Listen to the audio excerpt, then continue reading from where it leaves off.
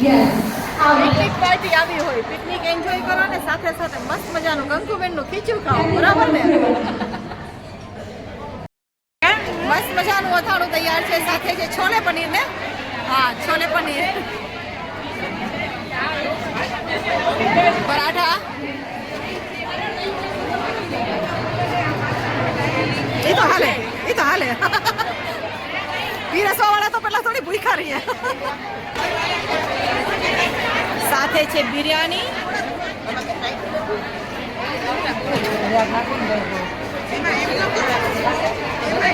દહીં,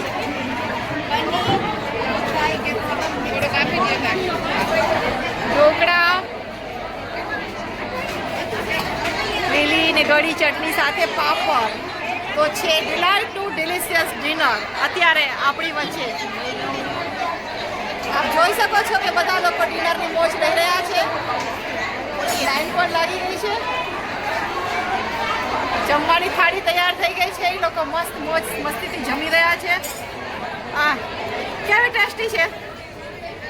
ટેસ્ટી? હા, ટેસ્ટી છે ને? હા, આ છે મારા ડિલાઇટની બધી માનવણીઓ છે. દર મહિને આવું કંઈક ને કંઈક પ્રોગ્રામ એન્જોય કરે છે અને સાથે ડિનર. બહુ સરસ છે. હા, ચોક્કસ. ચલો બધા ખાઈએ. અને આજનો મારો બ્લોગ ડિલાઇટનું મસ્ત ડિલિશિયસ ડિનર જમ્યા પછી એમના રસોડાને તો આપણે ચોક્કસ મુલાકાત લેવી જોઈએ. તો ચલો, કેટરિંગ કોણ છે એ આપણે જાણી લઈએ. અને ખૂબ સરસ એમને અમને જમાડ્યું, એમના માટે આપણે એમને થેન્ક યુ પણ કહી દઈએ. આટલી કડી મહેનત થાય લોટ બાંધવામાં, ત્યારે અમને આટલા બધાને સરસ જમાડી શક્યા. પછી ગોયડા થાય છે, અમારા બા સરસ મજાની તૈયારી કરે છે. જ્યારે આટલા લોકો રસોઈ તૈયાર કરે ને ત્યારે અમે બધા સરસ જમી શક્યા છીએ. ત્યારે એના વિના તો આપણું શક્ય જ નથી. આ મોટા મોટા આંધણ મુકાઈ ગયા છે, પાપડ તરાય છે, પૂરી તરાય છે. અહીંયા શું થાય છે? અરે હા, એ તો મસ્ત કહેવાનું ભૂલાય જ ગયું કે અત્યારે સાંજે ડિનર પત્યા પછી ડિલાઇટમાં કાંઈ ખૂટે નહીં. એટલે ડિનર પછી અત્યારે એક વખત ફરી પાછી હાઉસી રમાડશે. હાઉસી રમ્યા પછી એક રીલ્સ જોશું, ત્યાર પછી થોડુંક આપણે એન્જોયમેન્ટ કરશી. આ તો પિકનિક પાર્ટી છે. અને ત્યાર પછી ગરમા ગરમ ગાંઠિયા અને પછી બાય બાય.